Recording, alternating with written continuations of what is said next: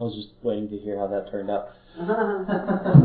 So, we started Exodus chapter 21 last week, which brings us down a very interesting conversation to have. But first we started with verse 1, as you do. And verse 1 says, "Now these are the rules that you shall set before them." Which seems like a verse you can pass over fairly easily, but you really can't.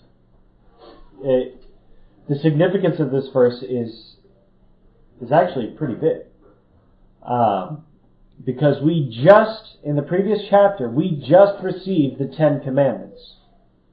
God spoke the 10 Commandments in the hearing of all the people of Israel. He just gave them the 10 Commandments. And we're like, well, aren't those the rules that we're supposed to follow? And then we hit this chapter, and he says, now these are the rules you're supposed to set before them. I thought we just did that. Well, here, this is why this is important, God establishes a distinction between the terms and agreements of their covenant with God, which is the 10 Commandments, and the civil law of the Israelites.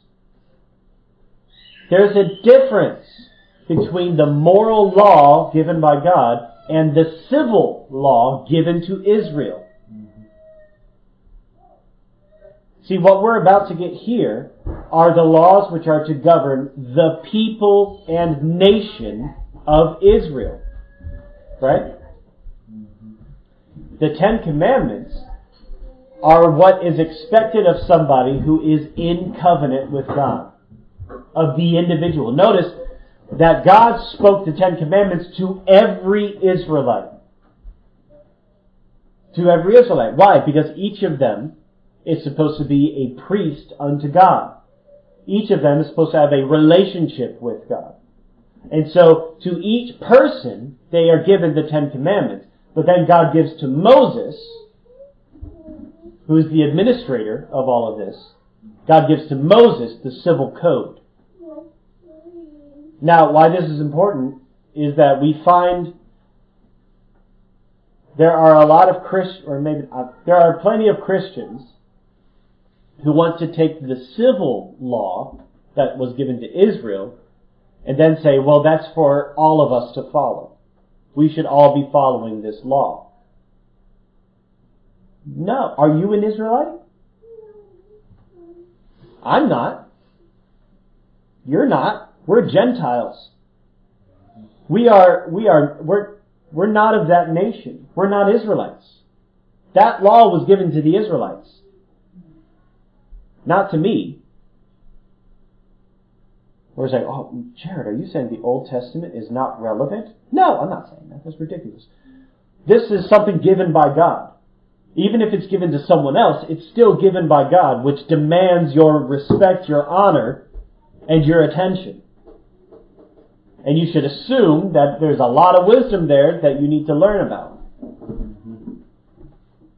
That being said, it's still not something given to me. It's given to the Israelites. Not every promise in the Bible is given to everyone. You should read the Bible as it's written. That means, who was this written to?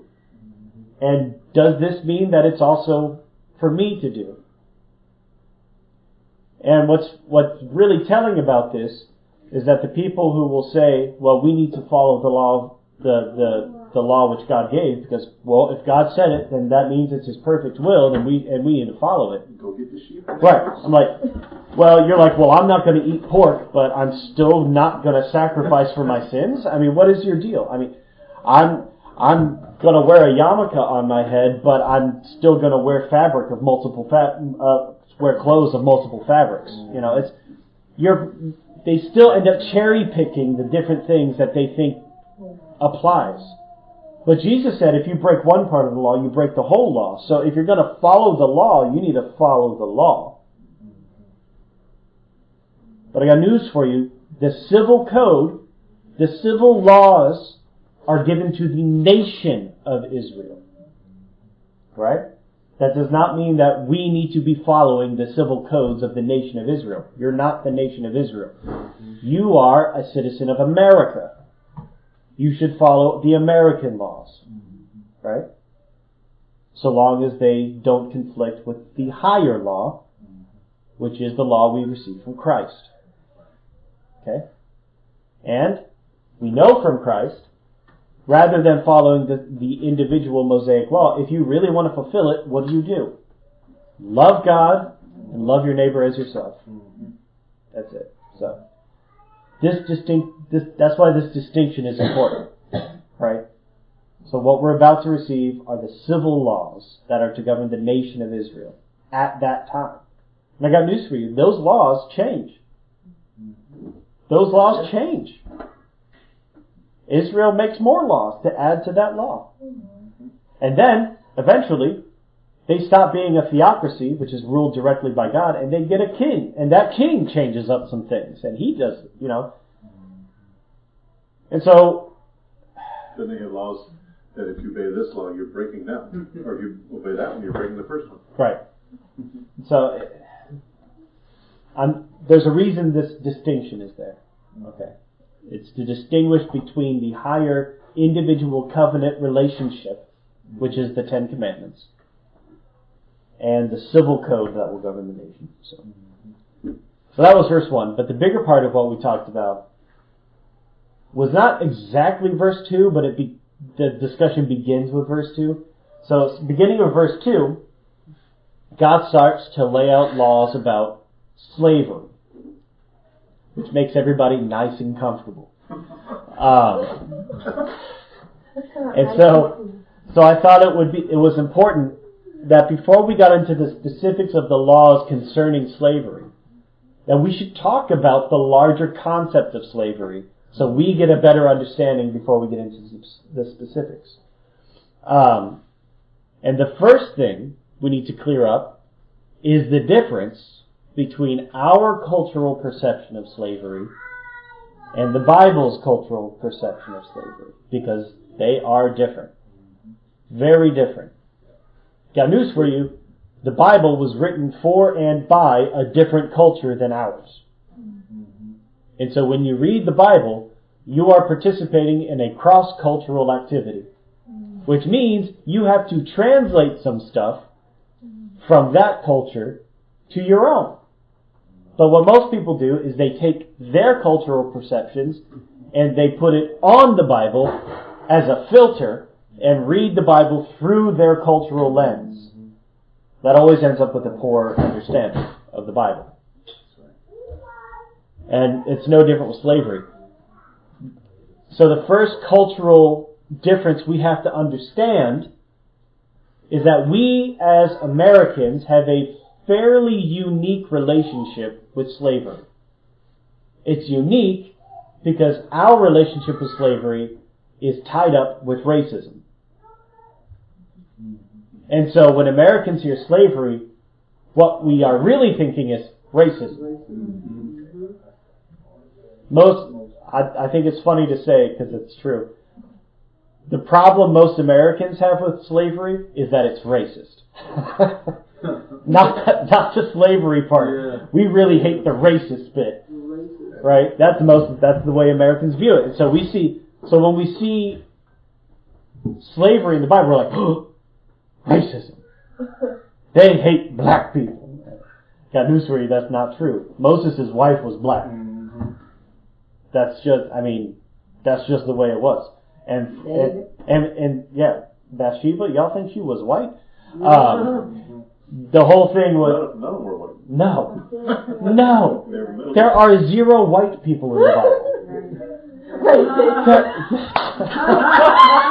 Well, when you think about the King James was one who King James was racist. The King James version of the Bible. Yeah. Here he is as white European. Yeah.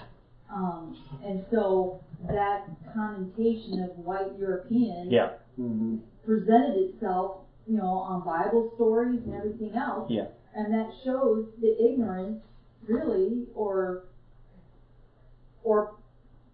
true, unfortunately, within the church, the racist tendency of others to imprint our culture, the white Yeah. European culture, Right. onto the Bible, and it's so way off. Yeah, you wonder why all the paintings of Jesus have him as a white guy with blue eyes. Who painted them? All these white dudes. He looks more like what we would consider a terrorist. Oh, bless him. He would look more like that Yeah. than the pictures that we see. Right. I got news for you. One, he's not going to have super long hair. Right. Because Jewish custom actually had men cut their hair shorter. Right. And he would have a beard. He would also probably have these little tassels that you see Right. Orthodox Jews having, right? Right. Jesus followed Jewish custom. Right? Right. Jesus was a Jew and all that looked like, right? Right. He wasn't some dude walking around in a white robe and a blue sash, right? That's not like with long blondish hair and blue eyes and this like neat trimmed beard. Like you guys are crazy, right? That's not the way it goes. Attractive. Right. The scripture in Isaiah tells us that. Nothing to look at. Just Super forgivable. Right. Right? And so we're like, why do we have this racial idea of Jesus? Well, because all these Europeans made these images of Jesus, and maybe there's a reason for that second commandment which says, don't make images of me. Because then all of a sudden we start imprinting our own cultural perceptions on God, and then that confuses everybody. There's going to be a lot of shocked people when they get to heaven. Yeah. Right. Yeah, so when we talk about slavery, for Americans, if you want to really examine slavery in the Bible for what it is, you have to start by removing the racial part of it, because the racial aspect of slavery in America is fairly unique in world history. Because for all of world history, there has been slavery. It's a part of the human condition. Today. Well, it was. You may. I'm talking about the image. Some of the black people, I forget what couple, they had believed in the black people. Sure. But you see, it's still the same problem. You're still imposing what you want Jesus to look like, right? Rather than just saying Jesus is who he is, and what he looks like is not the point, right? And so to try to fix one fault with another fault is still a fault, right? I was going to say back to the American slavery issue. It was a very convenient thing for slave owners to have black folks as slaves because it was a very easily identifiable. Sure. Where back in the Israelites' days, right, it was more difficult to tell. Well, you look just like me. Right. How do I know you're a slave? Right. So slavery exists all throughout history, and it was almost never based on someone's ethnicity. Right. It was only determined on who was vulnerable. That's all slavery required, was vulnerability. Poverty. If you were vulnerable, you were probably going to be a slave, right? Indebtedness was another thing. Right. And so since it's been a part of human history, the American racial idea of slavery is fairly unique. So we can remove our idea of racism with slavery before we examine what the Bible talks about with slavery. Right. Now, we still have the idea of slavery, and we still don't like slavery, right? Because Americans have the supreme ideal of freedom, right? For Americans, freedom is the ultimate virtue. And here comes another uncomfortable topic, which is, that's not the Bible's ultimate virtue. In fact, the Bible doesn't even list freedom as a virtue. Freedom is something you find in Christ. Right. But I got news for you then. It's still not the freedom you think about as an American. Because you're going to be a slave to something. Slave to sin, exactly. slave to Christ. Right. It's just that now you have the freedom to choose which one. Right. That's the freedom Christ gives you is what master will you serve. Right. Yeah. And Americans were like, well, we have freedom, so that we have grace, so that must mean we have the freedom to do whatever we feel like. No. You have the freedom to obey the Spirit, to be a slave unto righteousness, or to be a slave unto the flesh. One, you get life, one, you get death. There's your freedom. Jared, well, quick thing that we have to understand in that, as Christians, this is the thing, right? As a Christian, this is the way you have to think differently from the world. When we talk about this issue here, but it goes across the board with everything, but especially with slavery, because it's been something that has been such a hard situation to deal with. Right. As Christians, though, no matter what you considered as the skin color and stuff, in God's eyes, first of all, there's only one race, right, human race. Right. So as a Christian, you gotta think like that. It doesn't matter what we got all these different shades and colors, black, white, Asian, this. That's not what God's looking at. Right. So you have to think of it from God's perspective. And until Christians who say we are children of God get in that mindset that first of all is one race.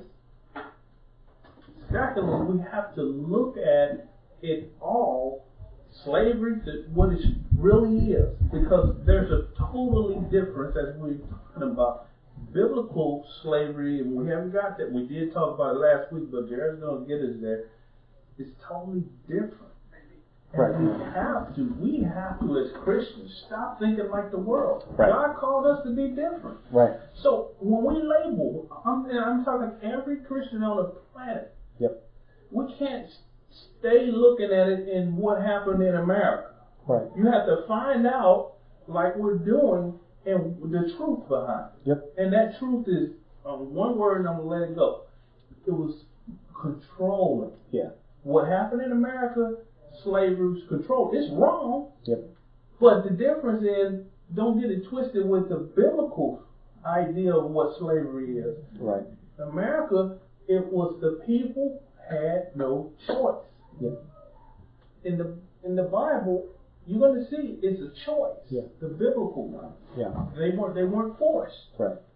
Right. And we talked about that, how most biblical slavery within the Mosaic law was voluntary slavery. Right. Right. Was selling yourself or your family into slavery for various financial reasons.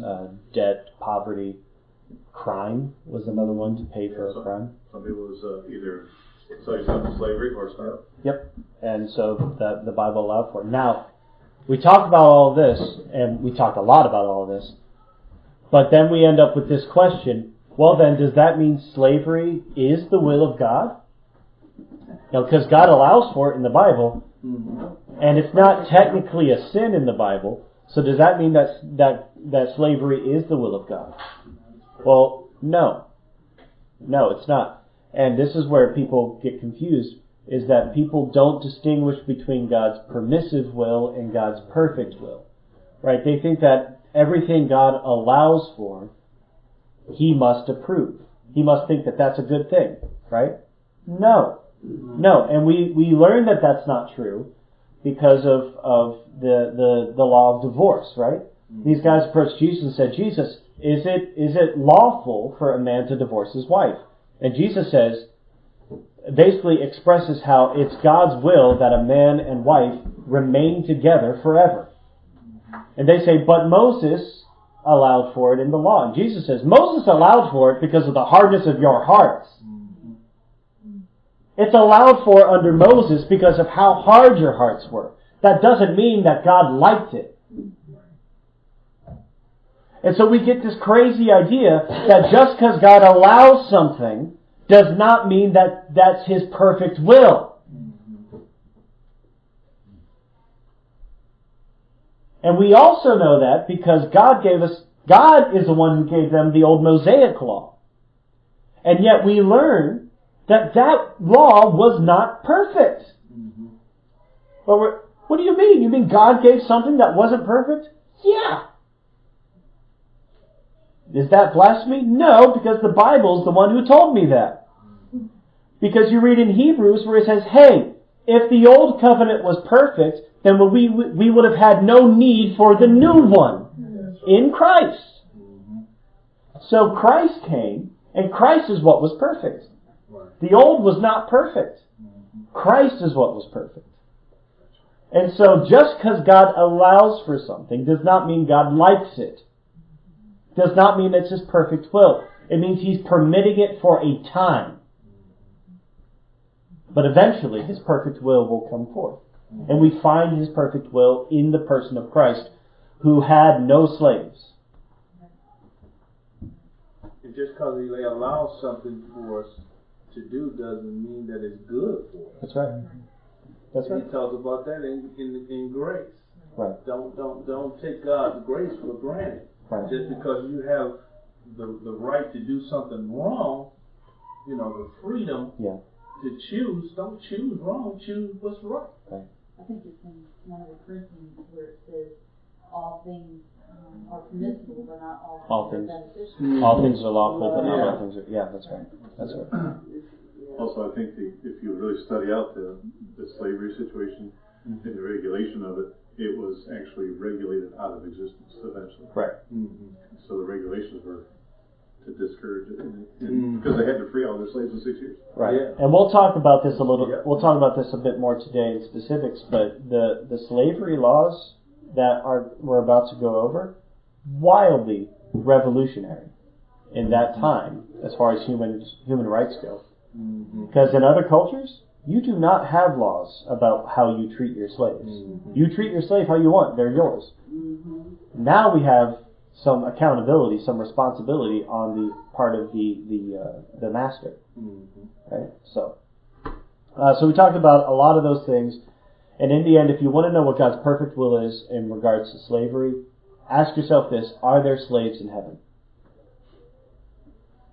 No, is the answer. There are no slaves in heaven, because we're all serving just God. That's it. There are no slaves in heaven. That's God's perfect will. No slaves. So, there you are. And then this week we're going to